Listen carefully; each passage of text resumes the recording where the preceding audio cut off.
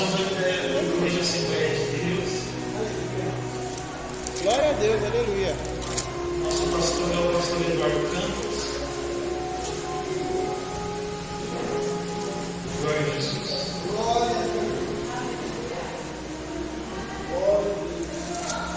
Mateus, capítulo de número 13, versículos de número 1. Amém.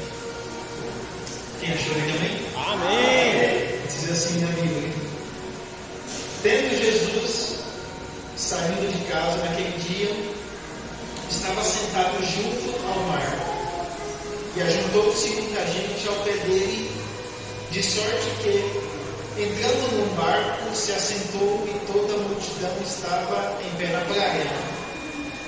E falou-lhe muitas coisas por parábolas, dizendo: eis que o semeador saiu a semear.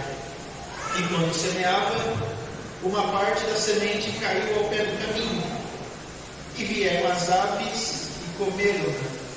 E a outra parte caiu em pedregais, onde não havia terra bastante.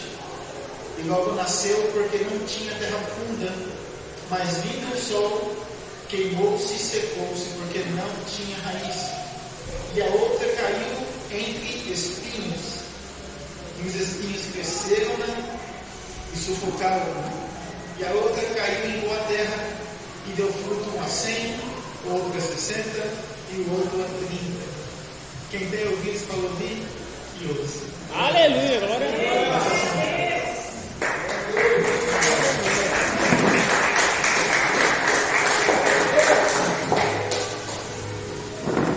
Quero agradecer a Jesus por mais uma oportunidade de estar perdendo a sua palavra. Está comigo nessa noite minha esposa, a missionária Natália, minha filha Antonella e meu filho Estevam, e o meu companheiro, acredito eu, no futuro, pastor Giovanni. Amém. Companheiro de luta, companheiro de batalha, é vaso na mão de Deus. Amém. Em Mateus capítulo de número 13, nós acabamos de ler uma das palavras que Jesus ele ensina para as pessoas e também para os seus discípulos.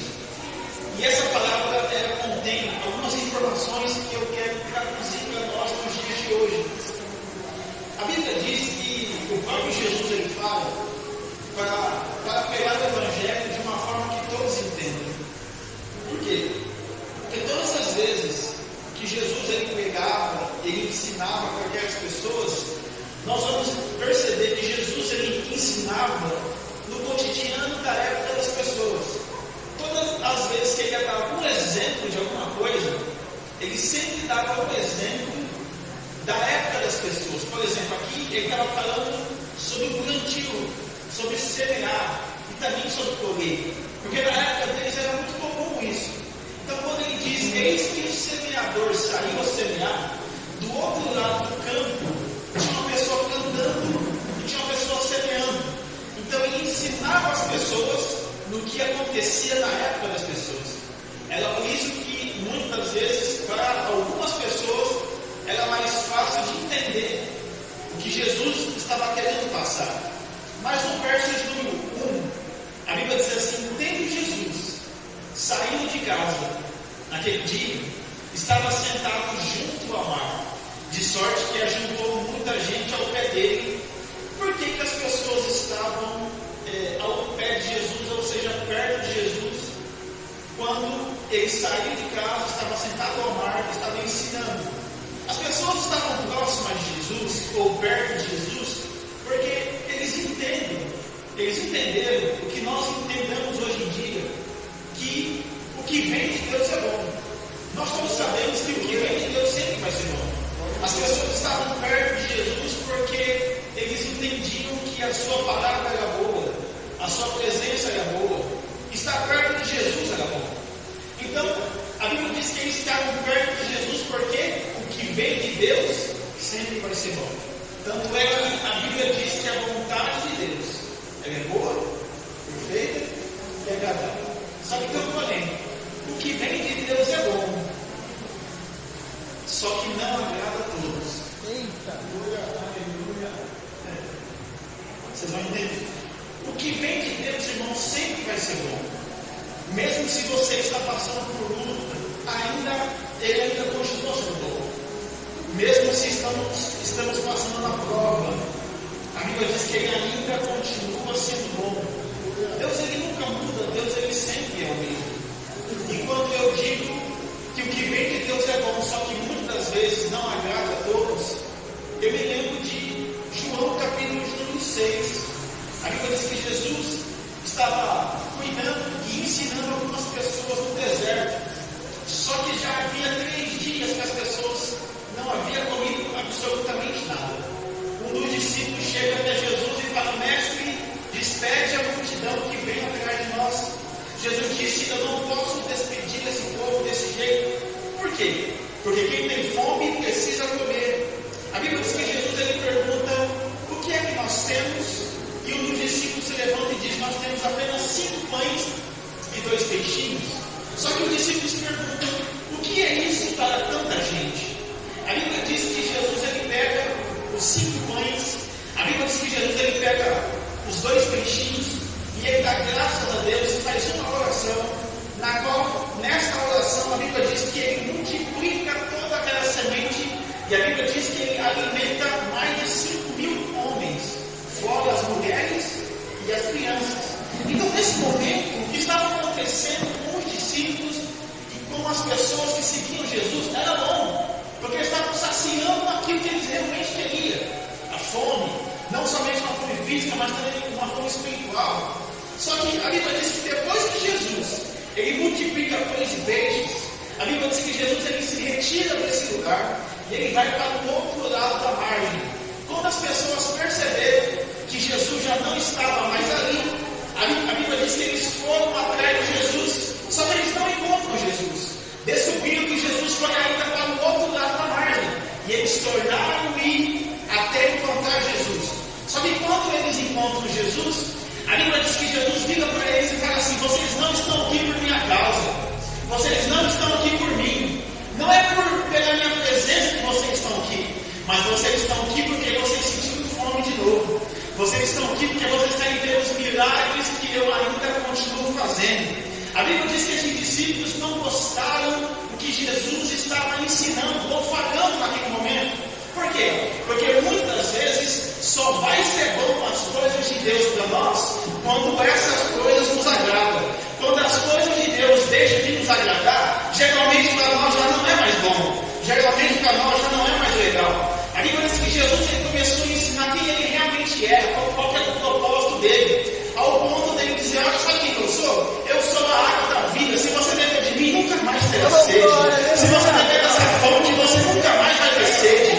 Ao ponto de Jesus dizer em João 14, versículo 6, eu sou o caminho, a verdade e a vida. Ninguém vai ao Pai se não ser por mim. Ninguém vai ao Pai se não ser através de mim. A Bíblia diz que ele chega a ser o próprio Deus. E ele mesmo menciona que ele também é filho de Deus. E quando ele menciona isso para essas pessoas, a Bíblia diz que essas pessoas não gostam do que Jesus estava ensinando, ao ponto de eles darem as costas para Jesus e ir embora, porque já não estava mais saciando o ego do povo, já não estava mais batendo com a vontade do povo. E geralmente isso também acontece com nós. Quando a vontade de Deus não bate com a nossa vontade, geralmente a gente fica as costas para Deus, fica as costas para o Evangelho, deixamos de ser crente, deixamos de servir a Deus e fazemos a mesma coisa que esse povo fez. A gente fica as costas e vai embora. A Bíblia diz que os 12 discípulos ficaram olhando aquelas pessoas ir embora, ao ponto de Jesus olhar para os 12 e falar assim: o que vocês estão olhando? Quer ir embora também? O momento é esse. Quer desviar? Tchau. Quer sair da igreja? Tchau. Não está agradando? Pode ir embora, não tem problema.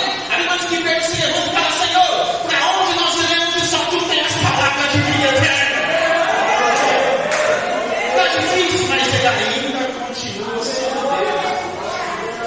A Bíblia diz, na história de Jó, a Bíblia diz que Jó ele era o homem mais rico do Oriente. A Bíblia diz que ele tinha 10 filhos. A Bíblia diz que ele tinha 7 homens e 3 mulheres. Só que a Bíblia vai nos mencionar em uma conversa entre Deus e Satanás.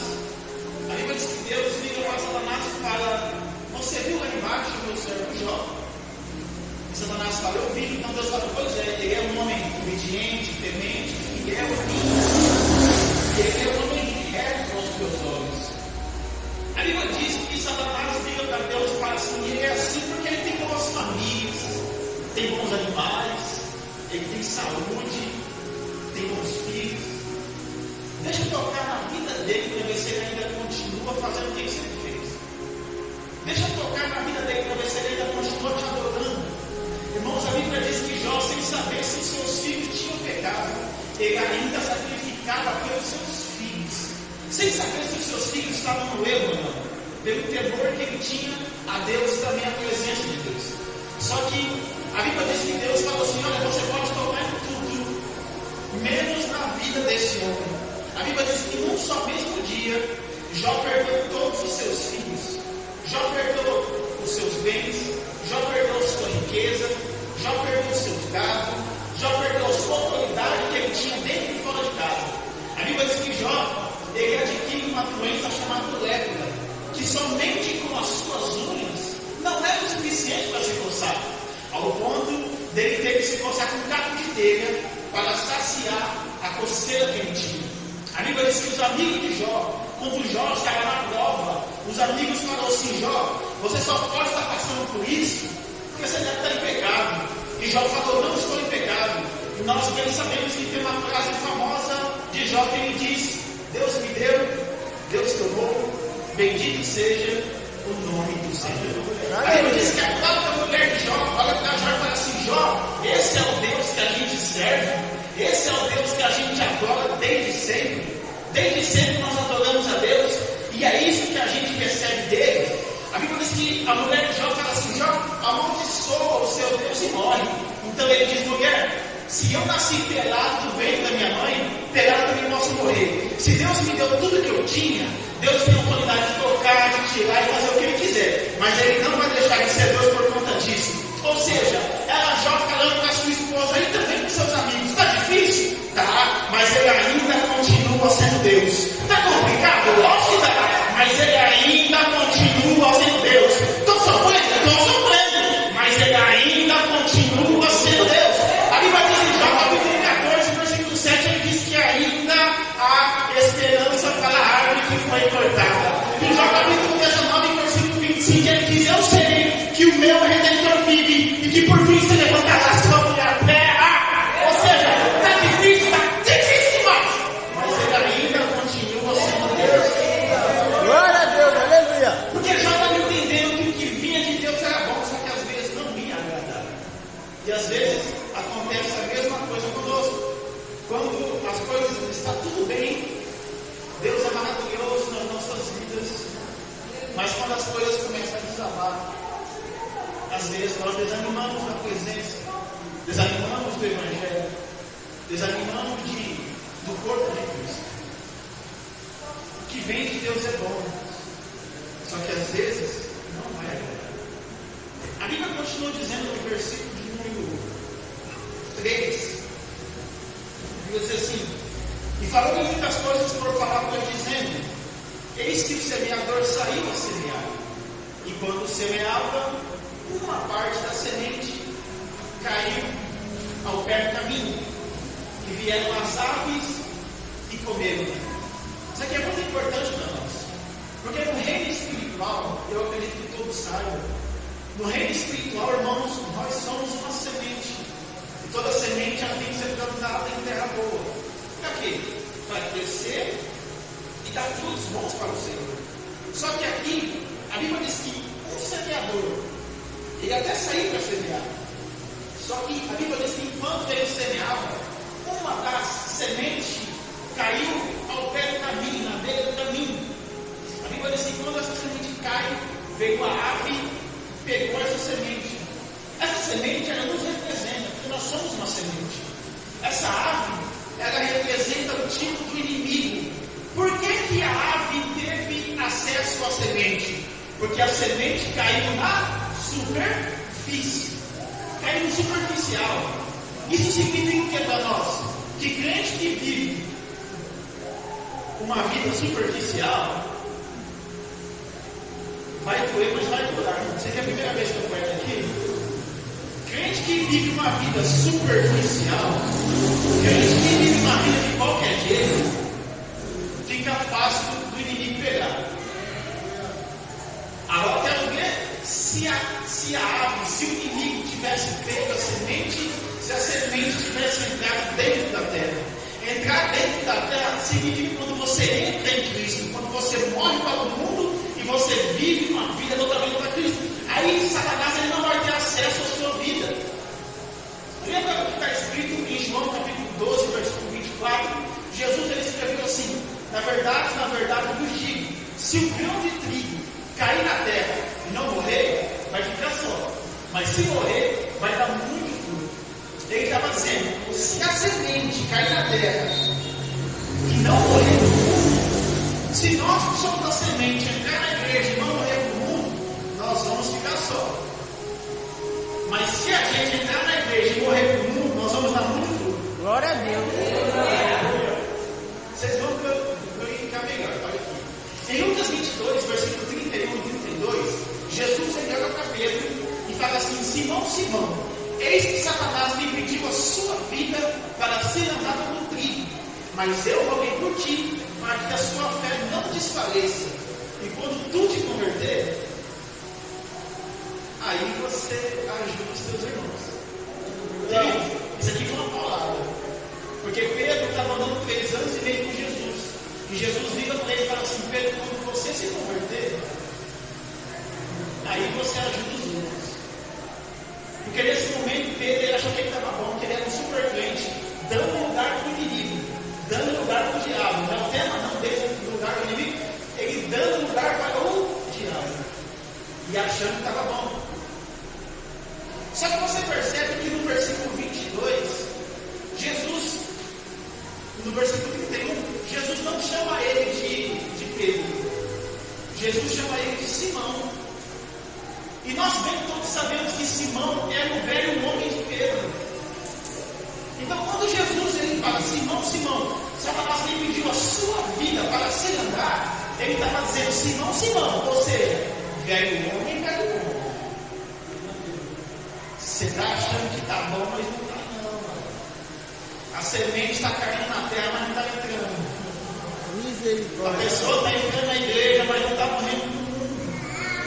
Ele estava dizendo: Simão, Satanás me pediu a sua vida para se andar. O que é se andar, irmão? Se andar, tem uma música mudando que as pessoas cantam: ciranda, cirandinha, vamos todos se andar. E quando eles cantam essa música, como que eles dançam? Eles dançam pulando de um lado para o outro. Eles dançam sacudindo para lá e para cá. Porque ele estava dizendo para Pedro: Satanás me pediu a sua vida para se andar, ou seja, jogar de um lado para o outro, porque você está caindo na terra, mas não está entrando. Porque crente que vive uma vida superficial, vida se anda na mão de Satanás. Satanás pega a pessoa, joga de um lado para o outro, faz o que quer. É por isso que nós temos que entrar na igreja, morrer para o mundo e viver para Cristo. Aleluia! Exatamente isso. E que ele continua dizendo: Satanás me pediu a sua vida para se andar como trigo, mas eu roguei por ti, para que a sua fé não desfaleça. E aí, para quando você se converter, aí você ajuda. Nesse momento, algumas pessoas acreditam, e eu também, que Pedro estava vivendo uma vida superficial e ao ponto de ele se achar um super crente. Talvez ele se achar maior que os outros discípulos. Isso acontece muitas vezes no meio de algumas pessoas, de alguns crentes, principalmente no meio de alguns pregadores. Porque vai ter alguns pregadores que às vezes conhecem alguma coisa de Bíblia e acham que já está, talvez até voando. As pessoas talvez conheçam alguma coisa ou outra de Deus e já se acham superiores umas às outras. Tem pessoas que, às vezes, as pessoas convidam para pregar. Uma das perguntas que o convidado faz é o seguinte: quantos membros tem a sua igreja? Porque dependendo da quantidade, ele não vem. Se você falar que tem 30 pessoas, às vezes ele não vem. Tem um pastor do interior do Rio de Janeiro, que ele foi convidado para pregar uma vez, e ele perguntou quantos membros tem a sua igreja, e ele disse: aqui tem 300 pessoas. E ele falou: olha, não dá para mim. Quando você convidar alguém para pregar na sua igreja, ele falou, você tem que analisar o campo. Porque você não pode colocar um Titanic nos dentro de uma piscina. Ele falou: eu só aguento ficar mais de 1000. Meu Deus. 300 pessoas para mim nadar. Tem pessoas que, infelizmente, fazem esse tipo de pergunta. Olha, se tiver 15 pessoas, eu não vou. Se tiver 50 pessoas, eu não vou também. Aí eu deixo uma pergunta para mim e para todos nós que estamos aqui. Quantas pessoas tem que ter na igreja ou em qualquer outro lugar para a gente ir levar a palavra de Deus? 10, 20, 60, 200 pessoas? Sendo que Jesus disse para ele: se tiver 2 ou 3 já é o suficiente. Aleluia. Aleluia. Não precisa de mais, não, irmão. 2 ou 3 já é o suficiente. Aleluia. Então Jesus ele vira para Pedro e fala assim: Pedro, você está se achando demais. Dá uma segurada de grande aqui, sou eu. Aleluia. E a Bíblia continua dizendo: e a outra, e quando semear uma parte da semente caiu perto da minha, veio as aves e comeram. E a outra parte caiu em pedregais, onde não havia terra bastante. Logo nasceu, porque não tinha terra funda. Isso aqui é importante para nós. Essa semente, a Bíblia diz que ela caiu dentro de uma terra, só que, porém, essa terra não era funda. Essa terra era uma terra rasa. Por ser uma terra rasa, quando a semente entrou dentro, ela logo cresceu rapidinho para cima. Só que, quando veio o primeiro problema, o primeiro sol, que representa um problema, a Bíblia diz que derrubou essa planta. Por quê? Porque ela caiu no lugar onde a terra era rasa. E tudo que é raso não dá tempo de criar raiz. E você só se fortalece quando você cria raiz. Caso contrário, a gente fica vulnerável para os primeiros, os segundos ou o terceiro problema que vive. Nós todos sabemos que uma boa árvore, primeiro ela não cresce para cima. Nós todos sabemos que primeiro ela cresce para baixo. Só que crescer para baixo não aparece, gente. Crescer para baixo você está até crescendo, mas não está aparecendo. O problema de muita gente é que as pessoas querem aparecer primeiro e não desaparecer na presença de Deus. Você lembra o que está escrito em Mateus capítulo 6, versículo 6? A Bíblia diz que você tem que entrar no seu quarto, fechar a tua porta. O teu pai que te vê em secreto te recompensará. O problema é que muitas pessoas querem aparecer primeiro e não desaparecer criando raiz. Olha para mim, muitas das vezes as pessoas vão te ver hoje e vão te encarar de uma forma, mas quando tu aprender a criar raiz de verdade, lá na frente as pessoas vão olhar para você e vão dizer: é diferente. Você vai dizer: eu criei raiz. Mas não era para ver, eu criei raiz no secreto, foi no escondido mesmo. Ninguém estava vendo, mas você estava louvando. Ninguém estava vendo, mas você estava lendo Bíblia. Ninguém estava vendo, mas você estava de joelho no seu quarto, com a sua porta fechada, clamando ao seu pai que te vê no secreto, que é o único que pode te recompensar. Então, muitas vezes, nós temos que parar de querer aparecer e desaparecer primeiro. É desaparecendo, mas crescendo. É no escondido, mas aparecendo. Ao ponto das pessoas olharem para nós, porque eu não sei se você sabe, mas as pessoas elas olham para nós e elas têm que ver que nós somos diferentes. Lembra que está escrito em 2 Reis capítulo 4? A Bíblia diz que a mulher sunamita, ela olha para o seu marido e fala: eu vejo que esse homem que passa entre nós, ele é um santo homem de Deus. Não foi Eliseu que falou para a sunamita que ele era o homem de Deus. Foi a sunamita que percebeu que ele realmente era o homem de Deus. Porque quando a gente cresce no meio espiritual, quando a gente cresce para baixo, nós realmente vamos ser pessoas diferentes. Ao ponto das pessoas olharem para mim, ao ponto das pessoas olharem para você e vão dizer: o que houve contigo? Tu até parece um novo convertido. As pessoas vão olhar para nós e vão dizer: olha só, eu também quero esse Jesus que você tem. Eu também quero essa graça que você tem. Eu também quero esse Deus que você tem. Se ele mudou, eu também posso mudar. Se ela mudou, eu também posso mudar. Se essa família foi transformada, a minha família também pode ser. Se essa família ainda está de pé, a minha família também pode ficar. Alguém vai olhar para você e vai dizer: Varão, o que houve contigo? Tu até parece um novo convertido. Antes era uma pessoa complicada. Hoje é uma pessoa fácil de lidar. Você vai dizer: é que eu tive vida profunda com Deus. Antes era uma pessoa nervosa.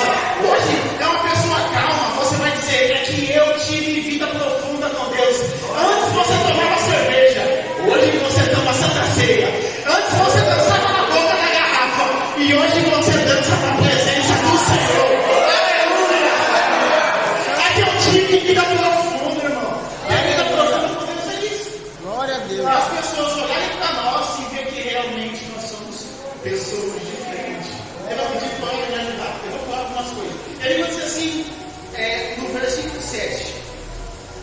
E a outra caiu entre espinhos, e os espinhos cresceram e sufocaram.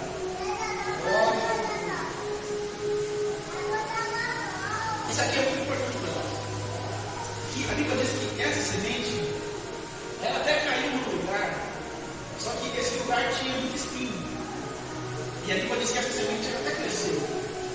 Só que quando ela cresceu, os espinhos começaram a alfinetar elas, ao ponto disso atrapalhar o seu crescimento.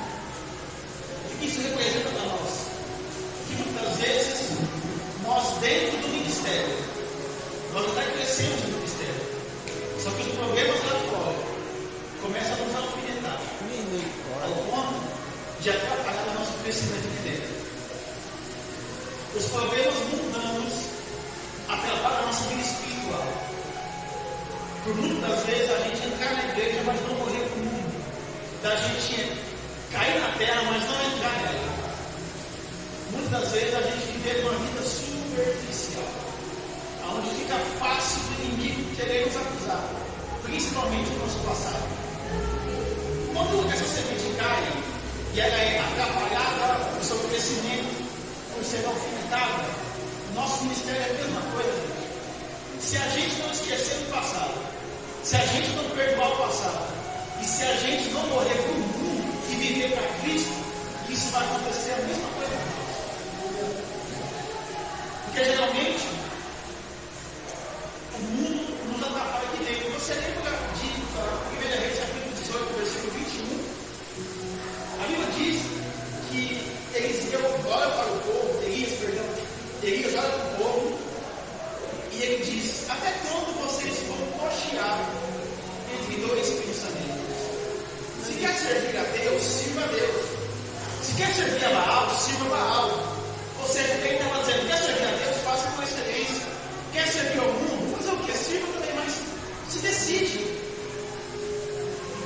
Não seja uma pessoa com o pé aqui e o pé lá. Porque nós sabemos que ele estava dizendo: até quando cochearmos entre dois pensamentos, ou seja, até quando vão ser coxos. Nós só sabemos que um coxo físico ele tem uma dificuldade de andar. Ele está com o pé aqui e o pé lá. É assim, não é? Então ele estava dizendo: pô, até quando vocês vão ser coxos? Um pé aqui e um pé lá. Até quando vão servir a Deus e servir ao mundo? Servir a Deus e servir a Baal? Se for a Deus, sirva. Se for a Baal, sirva também. Porque o mundo está atrapalhando vocês aqui dentro. O mundo está atrapalhando o crescimento de vocês na vida de Deus. É isso que ele estava querendo dizer. Porque, irmãos, eu sempre falo para todo mundo: olha, eu espero que os irmãos não fiquem bem comigo quando eu largar o microfone, mas se a gente ser crente, dependendo do lugar onde a gente está, a gente nunca foi crente, não. Se a gente for crente só dentro da igreja, não. Porque, irmão, ser crente aqui dentro é fácil. Aqui todo mundo espera de você. Você quer lá? Eu quero ver lá fora. Ela fala que o bicho pega. Ela fala que a mulher sunamita vai olhar para Eliseu e vai dizer que ele certamente é um homem de Deus. Não é de Deus. Se a gente for crente só dentro da igreja, a gente nunca foi crente. Porque, irmãos, aqui todo mundo pula, todo mundo grita, todo mundo louco, todo mundo roda, todo mundo prega, porque não tem lá fora. Se a gente vai dar os mesmos testemunhos que nós damos aqui dentro. Você lembra de José do Egito? A Bíblia diz, em Gênesis capítulo 45, versículo 4, José liga para os seus irmãos e ele diz: chegai-vos a mim, eu sou José, a quem vendeste para o Egito. Em Gênesis capítulo 37, José foi vendido como escravo pelos seus irmãos. Em Gênesis capítulo 45, ele se apresenta para os seus irmãos. Só que em Gênesis 37 ao 45, havia se passado 20 anos. Então, peraí, foi 20 anos José em terra estranha. Foi 20 anos José numa terra onde as pessoas não serviam ao mesmo Deus de Israel, onde as pessoas tinham outras doutrinas, onde as pessoas tinham outros costumes. que a Bíblia vai nos dizer que José, ele não deformou o seu caráter porque ele trocou de ambiente. Ele ainda permaneceu Glória sendo a a mesma Deus. pessoa. Aleluia. Ele era crente na casa do pai e ele permaneceu sendo crente na terra. Aleluia. Existe uma palavra no dicionário chamada deformidade. Essa palavra deformidade é algo que perde a sua forma. É como se você pegasse uma garrafa PET, você olha para ela, você vê que é uma PET. Mas se você troca ela de lugar, de ambiente, e põe ela talvez dentro de um fogo, aonde ela não deveria estar, talvez, você percebe que ela perde a sua forma. Ela vai se deformando ao ponto de uma hora ou outra você olhar para ela e dizer, poxa vida, isso aqui um dia já foi uma garrafa PET. Não é mais. Tem crente que muitas vezes é assim, quando está num lugar tem forma de crente. Quando sai desse lugar e vai para outro ambiente, a pessoa se deforma. A pessoa fofoca, ele fofoca também. A pessoa conta mentira, ele conta mentira também. A pessoa se prostitui, ele se prostitui também. Se a gente for crente só dentro da igreja, a gente nunca foi crente não. Em Gênesis capítulo 45, verso 4, quando José fala com seus irmãos, ele chegaram a mim, eu sou José. De uma forma teológica, quando você dá um nome para uma pessoa, você também dá uma identidade para ela. Então, a identidade de José em Gênesis 37, ela é José. A identidade de José em Gênesis 44, ele ainda, em 45, ele ainda era José. Ou seja, ele estava dizendo, sabe quem que eu sou? Eu sou José. Eu ainda sou o mesmo. Eu não mudei. Eu não deformei meu caráter porque eu toquei de ambiente. Eu não deformei meu caráter porque eu toquei de lugar. Eu era crente na casa do meu pai e eu ainda sou crente em terra estranha. Eu não me deformei porque eu estou em lugar diferente. Eu ainda sou o mesmo. Eu sou crente na igreja, eu sou crente no trabalho, eu sou crente na escola, eu sou crente na faculdade, eu sou crente na rua, eu sou crente na casa dos amigos. Aonde eu piso a planta dos meus pés, todos têm que saber que eu ainda sou o mesmo. Eu não mudei. Eu sou servo de Deus aonde quer que eu piso, não mudei. É isso que as pessoas têm que ver em nós. Aleluia. As coisas do mundo não podem atrapalhar o nosso crescimento dentro da igreja. Aleluia. Irmãos, aonde a gente chega, todos têm que saber que nós somos servos. Eu vou finalizar aqui. E o verso 8 vai dizer que a outra parte caiu em boa terra, e deu fruto a 100, a 60 e a 30. Quem tem ouvido para ouvir que ouça o Espírito diz a igreja nesse difícil. Irmãos, não importa o que as pessoas vão dizer para vocês, você tem que seguir os padrões bíblicos. Não importa o que as pessoas vão dizer a teu respeito, porque tem uma mania por aí que as pessoas dão mais valor no que as pessoas pensam ao seu respeito do que o que Deus pensa ao seu respeito. As pessoas falam de você e você fica triste e desanima daquilo que Deus te deu. Mas deixa eu falar uma coisa bem simples para você. Chamaram Jesus de pecador, não chamaram? Ele era pecador? Não era. Chamaram Jesus de